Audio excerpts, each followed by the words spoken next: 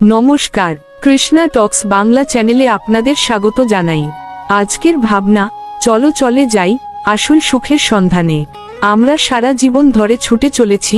আমাদের প্রতিটি কাজ, প্রতিটি লক্ষ্য, প্রতিটি আকাঙ্ক্ষার মূলে রয়েছে একটি উদ্দেশ্য, সুখ লাভ করা। কিন্তু এই দুনিয়ায় আমরা যাকে সুখ বলে আঁকড়ে ধরছি, কেন তা মুহূর্তের মধ্যেই আমাদের হাত ফসকে বেরিয়ে যায়? কেন আমাদের অর্জন করা সমস্ত সাফল্য, অর্থ বা প্রতিপত্তি দীর্ঘস্থায়ী আনন্দ দিতে পারে না? এই আলোচনায় আমরা সনাতন ধর্মের শাস্ত্রীয় প্রমাণের ভিত্তিতে অনুসন্ধান করব আসল সুখ কোথায় থাকে এবং কিভাবে আমরা সেই সুখের সন্ধান পাব। এই যাত্রাপথে আমরা দেখব সুখের আসল ঠিকানা কি এবং কেন মনকে তার চঞ্চলতা থেকে মুক্তি দেওয়া প্রয়োজন। প্রথম উপলব্ধি, কেন আমরা জাগতিক সুখ খুঁজে পাই না? আমাদের প্রথম ভুলটি হলো আমরা সুখ খুঁজি এমন সব জিনিসে যা প্রকৃতির নিয়মে ক্ষণস্থায়ী। আমরা মনে করি নতুন গাড়ি, ভালো বাড়ি বা সমাজে সম্মান পেলেই সুখ আসবে। কিন্তু একবার সেই বস্তু অর্জন করার পর সেই আনন্দ দ্রুতই নিভে যায় এবং আমরা আবার নতুন কিছু খোঁজা শুরু করি। এটি একটি অন্তহীন চক্র। আসলে আমরা যাকে সুখ মনে করি তা হলো কেবল ইন্দ্রিয়ের সাময়িক তৃপ্তি। চোখ সুন্দর দৃশ্য চায়, কান মধুর শব্দ চায়, জিভ সুস্বাদু খাবার চায়। এই ইন্দ্রিয়গুলির মাধ্যমে যে সুখ পাওয়া যায় তা ক্ষণিকের এবং এর পরিণতি দুঃখ। ঠিক যেমন চুলকানি আরামদায়ক হলেও এটি ত্বকের জন্য ক্ষতিকর, তেমনি ইন্দ্রিয়জ সুখও আমাদের আত্মাকে আরও জটিল বাঁধনে জড়িয়ে ফেলে।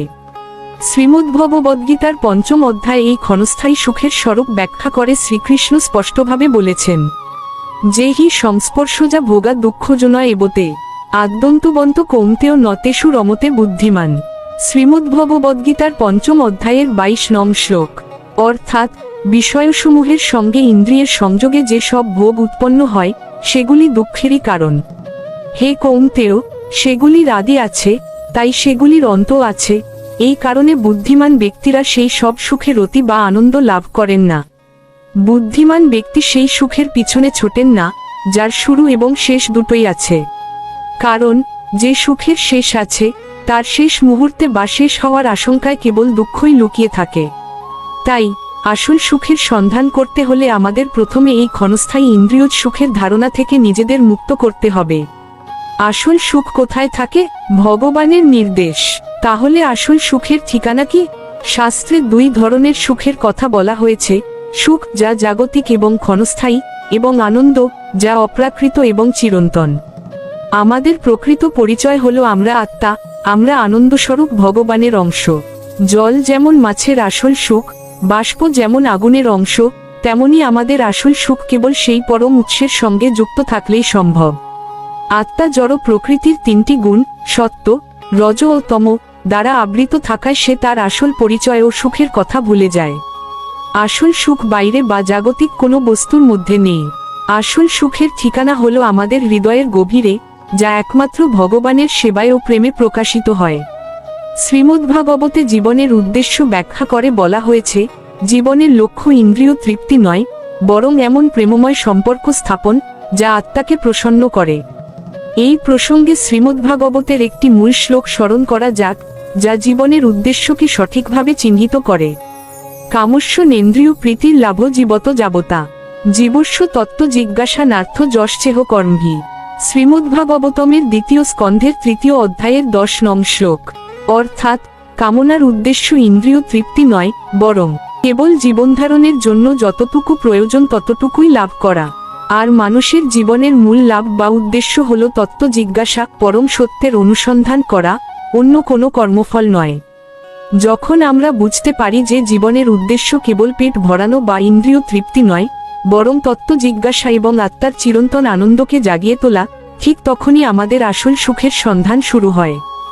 সুখের বাঁধন, মন ও ইন্দ্রিয়ের দাসত্ব। আমাদের আসল সুখের পথে সবচেয়ে বড় বাধা হলো আমাদের অশান্ত মন এবং লাগামহীন ইন্দ্রিয়গুলি। মন সর্বদা কোনো না কোনো জাগতিক বস্তুকে নিয়ে চিন্তা করে। এই মন যতক্ষণ পর্যন্ত ইন্দ্রিয়গুলিকে অনুসরণ করে ততক্ষণ আমরা এর দাস হয়ে থাকি।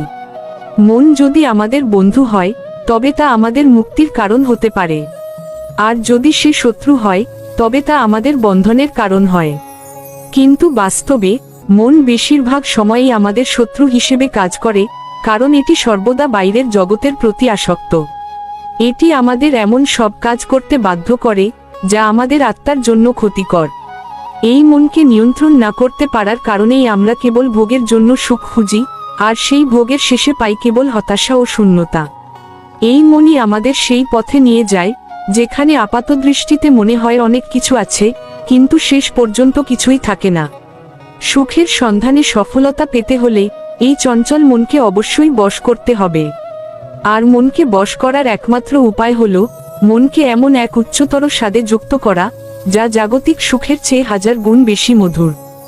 একবার উচ্চতর স্বাদ পেলে মন আপনা আপনিই নিকৃষ্ট বস্তুর প্রতি আগ্রহ হারাবে। কিভাবে শুরু করব এই যাত্রা? আসল সুখের সন্ধান কোনো ভৌগোলিক যাত্রা নয়, এটি হলো চেতনার রূপান্তর। আমরা এখন যে জড় জগতে আছি, এখানেই থেকেই আমরা আমাদের যাত্রা শুরু করতে পারি। এই যাত্রার সবচেয়ে সহজ এবং শক্তিশালী উপায় হল ভগবানের পবিত্র নাম শ্রবণ ও কীর্তন। কলিযুগে শ্রীকৃষ্ণ স্বয়ং নামরূপে অবতীর্ণ হয়েছেন। যখন আমরা একাগ্র চিত্তে ভগবানের নাম জপ করি বা শ্রবণ করি, তখন সেই ধ্বনি আমাদের মনকে সমস্ত জাগতিক কোলাহল থেকে মুক্ত করে সরাসরি আত্মার সঙ্গে যুক্ত করে। এই পবিত্র নামই আমাদের মনকে সেই উচ্চতর স্বাদে যুক্ত করে, যার ফলে ইন্দ্রিয়গুলি আপনা আপনিই বসে আসে এবং আমরা বৈরাগ্যের পথে পা বাড়াতে পারি। ভগবানের নাম জপ করলে আপনি দোকান চালাচ্ছেন বা অফিসে কাজ করছেন, যাই করুন না কেন, আপনার মন সেই আনন্দের উৎসের সঙ্গে যুক্ত থাকবে। এর পাশাপাশি আমাদের উচিত সমস্ত কাজকে যজ্ঞের অংশ হিসেবে দেখা।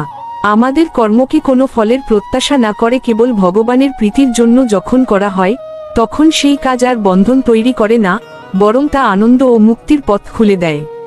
এটাই হলো আসল সুখের সন্ধান, যা কর্মফলকে নয়, কেবল কর্মের উদ্দেশ্যকে পরিবর্তন করে। উপসংহার ও চূড়ান্ত আহ্বান: আনন্দের পথে আপনার অঙ্গীকার।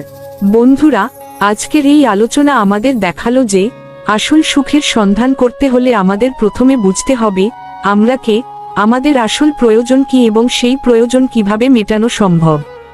সুখের আসল ঠিকানা আপনার বাইরে কোথাও নেই, এটি আপনার আত্মার মধ্যেই নিহিত আছে। শুধু দরকার সেই উৎসকে আবার জাগিয়ে তোলা। বন্ধুরা, আসল সুখের সন্ধান করতে হলে আমাদের প্রথমে বুঝতে হবে আমরা কে, আমাদের আসল প্রয়োজন কি এবং সেই প্রয়োজন কিভাবে মেটানো সম্ভব। সুখের আসল ঠিকানা আপনার বাইরে কোথাও নেই, এটি আপনার আত্মার মধ্যেই নিহিত আছে। শুধু দরকার সেই উৎসকে আবার জাগিয়ে তোলা। এটাই হোক আমাদের অঙ্গীকার। আপনার এই সত্যের সন্ধান যেন কখনোই থেমে না যায়, এই কামনা করি। এই গভীর আধ্যাত্মিক জিজ্ঞাসা ও তার শাস্ত্রীয় ব্যাখ্যায় আলোচনা শুনতে প্রতিদিন রাত 8টায় কৃষ্ণা টক্স বাংলা চ্যানেলের সঙ্গে থাকুন। এই চ্যানেলে আমরা ধর্মীয় ও আধ্যাত্মিক বিষয় নিয়ে হৃদয় ছোঁয়া বিশ্লেষণমূলক আলোচনা করি। আমাদের জীবনে যদি কখনো সঠিক পথের দিশা প্রয়োজন হয়, তবে এই আলোচনা আমাদেরকে সেই পথের আলো দেখাবে। এই আলোচনা আপনাদের হৃদয়ে যদি সামান্যতম আনন্দ সঞ্চার করে থাকে, তবে ভিডিওটিতে একটি লাইক দিন। আমরা শ্রীমদ্ভাগবতে দেখলাম জীবনের মূল লক্ষ্য হল তত্ত্ব জিজ্ঞাসা। তাই দ্বিধা করবেন না, আপনার মনে আসা যে কোনো প্রশ্ন বা জিজ্ঞাসা কমেন্ট করে জানিয়ে দিন।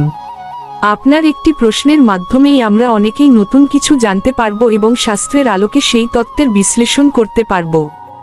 আপনার পাশে থাকা বেল আইকনটি বাজিয়ে রাখুন, যাতে কোনো গুরুত্বপূর্ণ আলোচনা আপনার মিস না হয়। আপনার বন্ধু ও পরিজনদের সাথেও চ্যানেলটি শেয়ার করে তাদেরকেও এই সুখের সন্ধানে অনুপ্রাণিত করুন। সকলের জীবন ভরে উঠুক কৃষ্ণ ভাবনায়। হরে কৃষ্ণ।